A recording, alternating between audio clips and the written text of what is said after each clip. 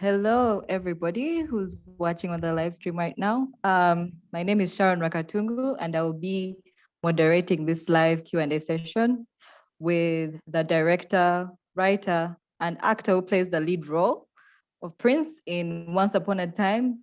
We have Eddie Kagutuzi, and we also have the writer and director of Heaven Sounds Boring, Patience Nitumwesiga. Welcome to the Q&A. So I will first ask a few questions, and to the people who are watching, please start already putting any questions you have for these two, and I will ask them as well. Any questions? I will start with you, Eddie. Your film is really fun and funny, and I found it quite interesting how it's such a shift from your film that was in Ngalabi last year, The Query, which was more dramatic and such a different film. So I enjoyed seeing something different coming from you. And it's comedic, but at the same time, you show how parents can be quite intensely judgmental. So I wanted to know what could have inspired this story, this kind of story that you are telling this time. Hi. So thank you. Can you hear me? Yes, I can hear you. Yes. Thank you so much for having me, first of all. What inspired the film? I mean, I wanted to create something more fun and entertaining for people to watch. You know, I felt like something that was close to home for me,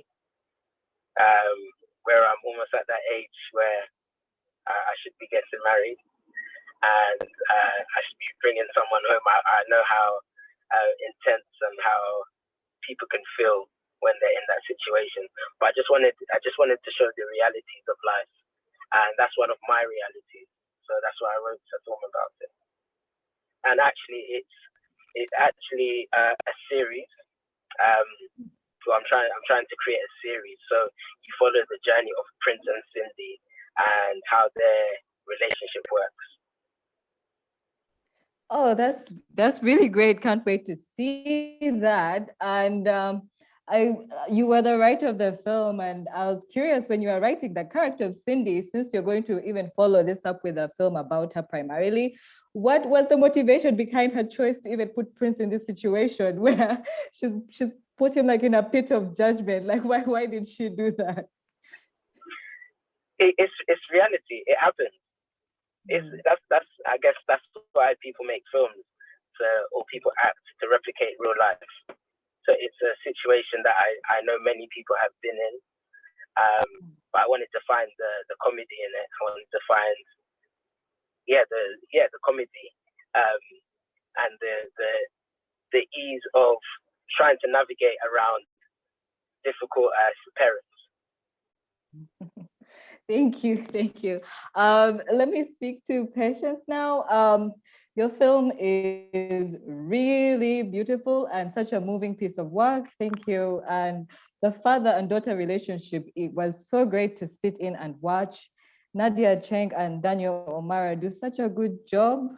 I wanted to know if you could tell us your experience about working with them as actors to deliver such a performance between the two of them and the child actor. Please tell us about that process.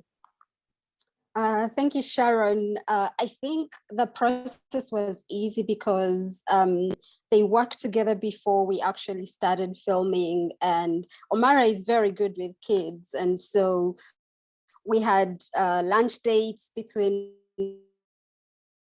There were supposed to be rehearsals, but sometimes they were just getting to know each other, to rehearse together. They speak the same language. So I think working together around that really helped, but also because we really took time to let them get into the flow. We didn't rush them to start filming. We gave them time to not really rehearse, but get to know each other. Yeah. That's great. It really shows because it's such a stunning thing. And since it's just the two of them, we get to really sit in the scenes. In the film, you also you highlight the discussion, and it's also what the title is based on. There's this discussion about ancestral belief and Christianity. I was wondering if you could tell us more about the thoughts you have on that and how you're inspired to add that as a theme in the film. I'm intrigued by the afterlife as a person, but I also think that we use the afterlife, conveniently, like when it suits you, you choose what you want to believe. I was raised Christian, and now I'm sort of trying to decolonize myself and also give a chance to, our ancestral beliefs, our traditions as Africans. But at the same time, both those options don't exactly make sense. So I think that it's a conversation that's always ongoing, and we all have times when we're like, heaven doesn't make any sense, but until you lose someone, and maybe you hold on to the idea of the afterlife so you can be able to meet the person that you've lost. So I think the afterlife means so many different things to different people, depending on what do you need actually as a human. And also because I think that, the idea of like Christian heaven really wasn't created by an African, because I don't know many Africans that are obsessed with golden mansions. And so, like that idea always seems weird to me. And I've talked to people who are like, yeah, the Christian idea, the African ideas make sense. When I was doing research for the film, for instance, I visited some families in Lira and Gulu, and, there's the guy that took us to the graveyard of his family and explain to us like how he takes care of the graves, how he communicates with the ancestors and stuff like that. And I find it just interesting because it just, there's nobody who knows what happens when you die, but there's all these theories and ideas about that. And I think for me as a person, it's interesting. That's great. This is a question from one of the people watching who has asked, how was it working with a child actor, and how long did it take to make this emotionally sensational film?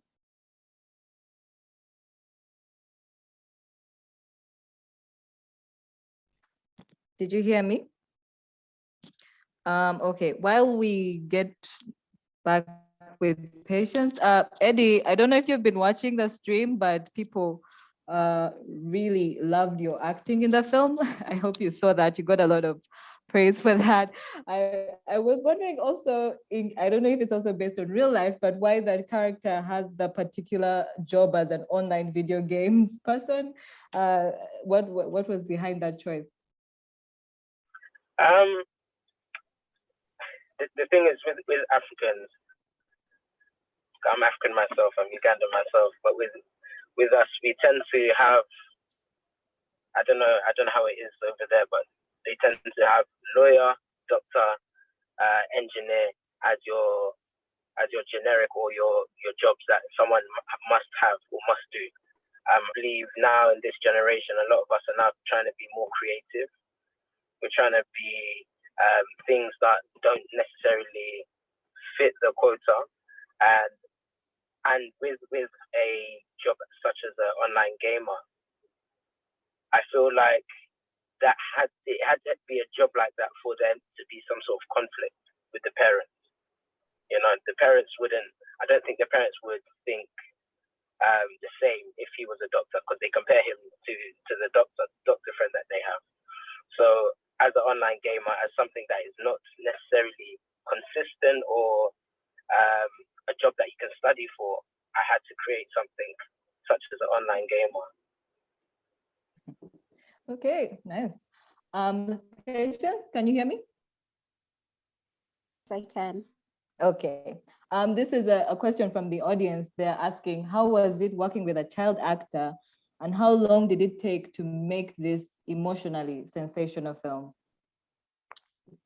So maybe around the time we spent a month, all of January 2020, I think, meeting over the weekends, just going over the script. And also because I wrote the script in English, and so though I used a translator, I also worked a lot with Omara to translate that. So we about 4 weeks or so, just meeting and talking about the story, and then the filming took 2 days. We shot it in 2 days. And then about working with the child actor, I mean, it has its challenges, like kids get tired really fast. And sometimes we all have to just take a break. If she says she's tired, you all have to stop. You can't force her, you can't pressure her. And so that was part of it. But also, I mean, for me, what I loved was how Nadia immersed herself in the story. Like everything was so real to her, and she wasn't just pretending. She was really immersing herself in the character and believing stuff. And she needed time off sometimes emotionally, because it was heavily emotional for her as well. Even for Omara, I mean, both of them sometimes needed a break from filming. For instance, when we shot the departure scene, the deaths in the last morning, you know, Nadia and Omara both got really emotionally unable to continue, and so we gave them time off to go and cool off. And Nadia's brother, who was around on set, offered to play a body double. So, you know, like the death scene, we have him, you know, while she's off cooling down with her dad.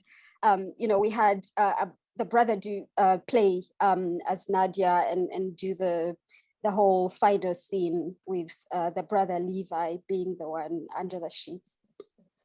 That's great. There's someone who has more of a complimentary comment saying, it's really nice to see a film so beautifully written, especially in Luo, and they say that's really fantastic. But another question for you is someone saying, I loved your eye as a director, such beautiful shots. What projects will you be working on next? Thanks for the compliment to the viewer, but there's so many projects I'm working on at the moment. I mean, currently I'm presenting one of my documentaries at DFM, and then I'm also pitching a fiction feature called No Country for Little Girls Tantrums. That's also I'm taking to market. So those two are keeping me really busy, but we have a lot of stuff at Shajika in the pipeline as well. Nice, that's very exciting. Thank you so much, Patience. We lost Eddie, he dropped off the call, but I think we're going to end the Q&A there. Thank you so much, Patience. Thank you, Thank Ngalabi. you too.